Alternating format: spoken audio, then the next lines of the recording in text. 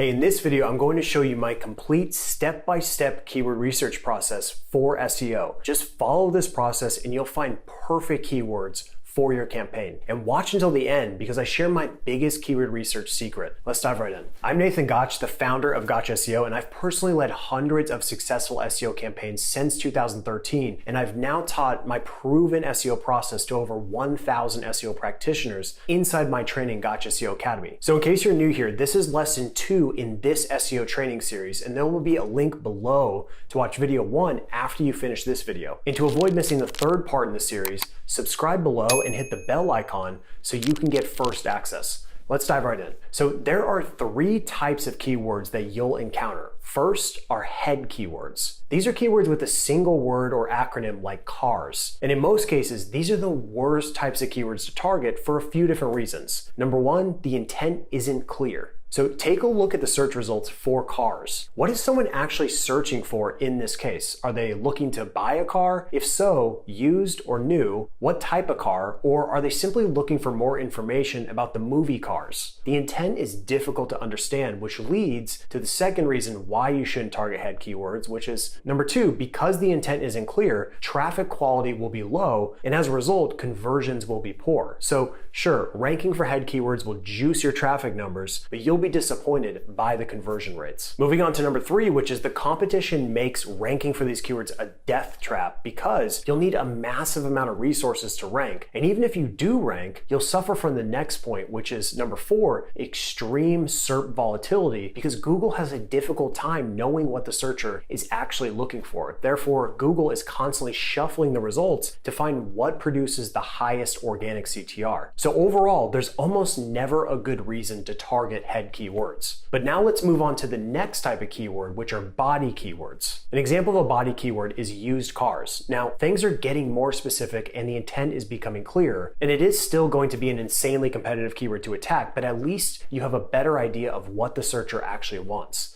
Now, most body keywords will be no more than 2 to 3 words max, and they're often very competitive because they're the easiest to find, and therefore most competitors will invest heavy resources into them. And that's why it's usually best for most websites to focus on the third category of keywords, which are long tail keywords. Long tail keyword phrases will have 4 or more words like used cars, Douglas, Georgia. And as you can see, compared to the previous examples like cars or used cars, the intent for used cars, Douglas, Georgia is much clearer. And it's also a much less competitive keyword. For example, according to SEMrush, cars has a 100% keyword difficulty. Used cars isn't much better with a 99% keyword difficulty, but used cars, Douglas, Georgia only has a KD percentage of 12, which will be much easier. Now, I talked about this in the previous video in the series, but the first phase of keyword selection should be 100% based on intent. Yes, keywords should have search volume, but cars has tremendous search volume with 823,000 searches every month, while used cars Douglas, Georgia only has 320 searches per month.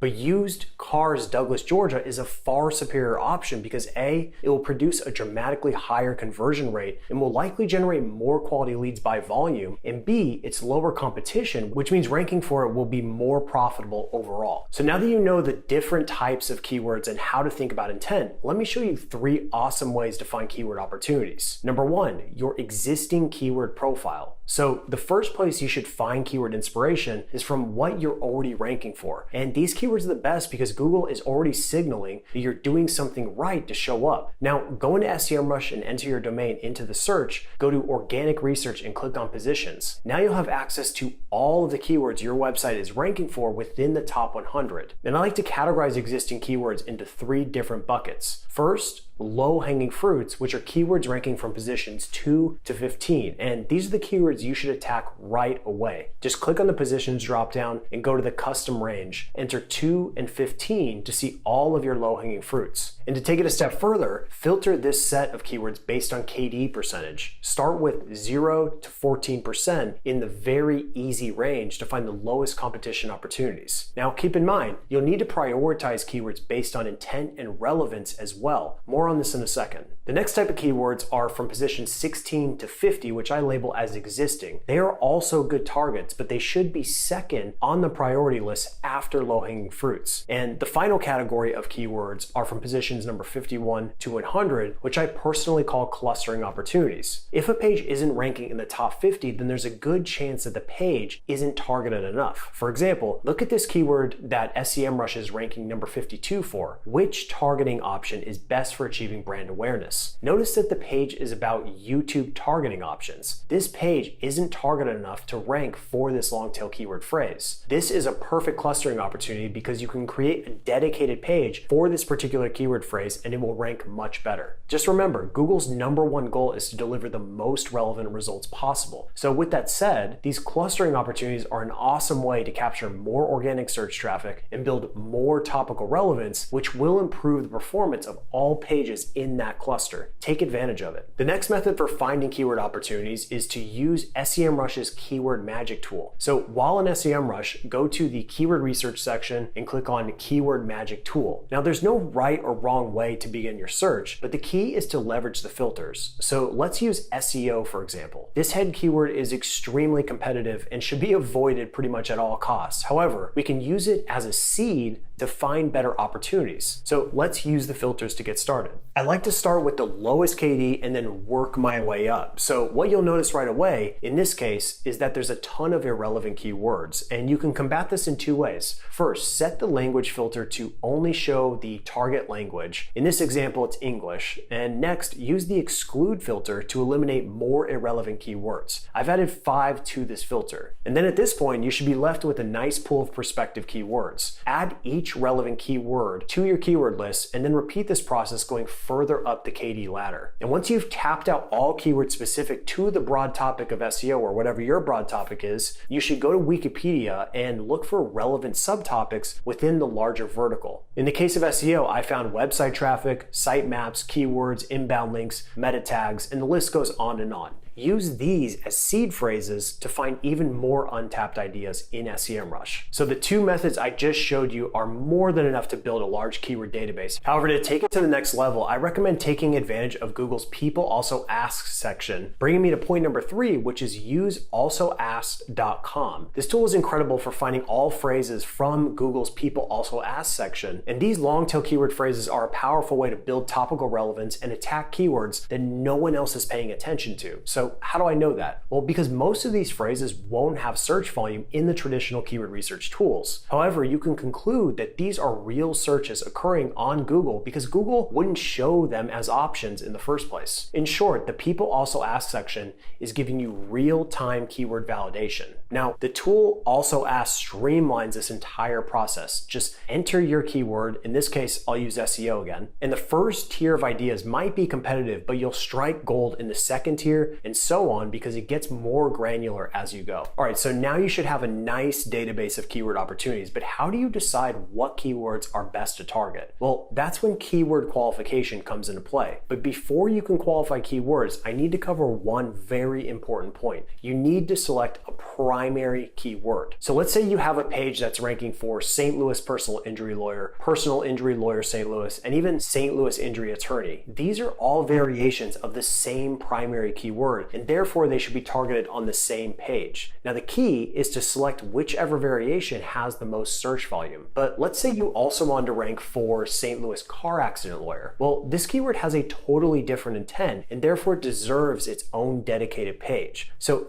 as you go through the following process, just remember, one primary keyword per page. So with that said, there are several key factors that should help you filter through your list of keywords. Number one, your current position. So if you have existing keywords that are ranking well, these should be prioritized. Number two, minimum search volume. I recommend a minimum of 100 searches per month for most industries. However, if it's local, you may want to adjust this downward. Number three, keyword difficulty. So focus on low competition keywords first, and then work your way up as your site builds more topical authority and acquires more backlinks. Number four, focus on keywords with transactional intent first, and then work your way up the funnel to broader targets. Number 5, relevance. Always prioritize keywords that are hyper relevant to your core offerings. For example, if I sell SEO training, keywords like SEO training Boston are super important. However, a keyword like SEO tools isn't as important because it isn't directly relevant to my core offer.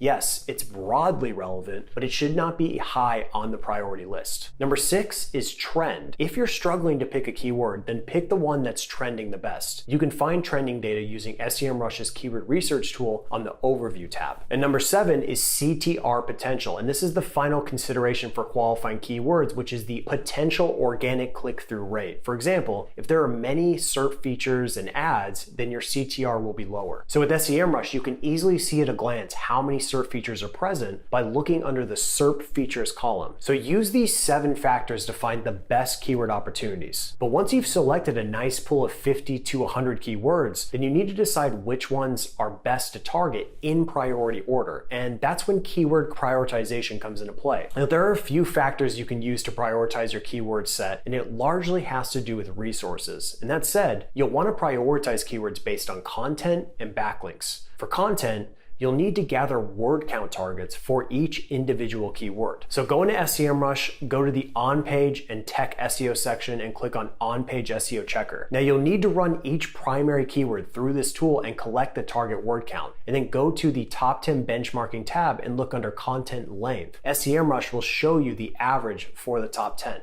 And this should be your target. And the goal is, by identifying the ideal length, it's going to help us estimate what our budget will be. The second part of prioritization is based on backlinks. Go to the keyword tool and find the primary keyword. In this case, I'll use used cars Douglas, Georgia. Scroll down to SERP analysis and look under ref domains, which stands for referring domains. This is the total number of unique domains linking to each ranking page. I recommend getting the overall average of these top 10 ranking pages. Repeat this process for every primary keyword. And let's just say it costs $300 to acquire a backlink based on time and resources. You can now estimate, based on content length and the total number of backlinks, how much it will cost to rank for this keyword. And then from there, you can prioritize keywords that have the lowest investment, or in other words, which will be the most profitable to rank for. So that is how you do keyword research like an SEO pro. Now, the next phase of the SEO process is to conduct a complete step-by-step SEO audit. And don't worry, you don't need a PhD in computer science to conduct an audit. You just need to know what to look for and how to prioritize what you find. And that's what will be the focus of the next video in this free SEO training series.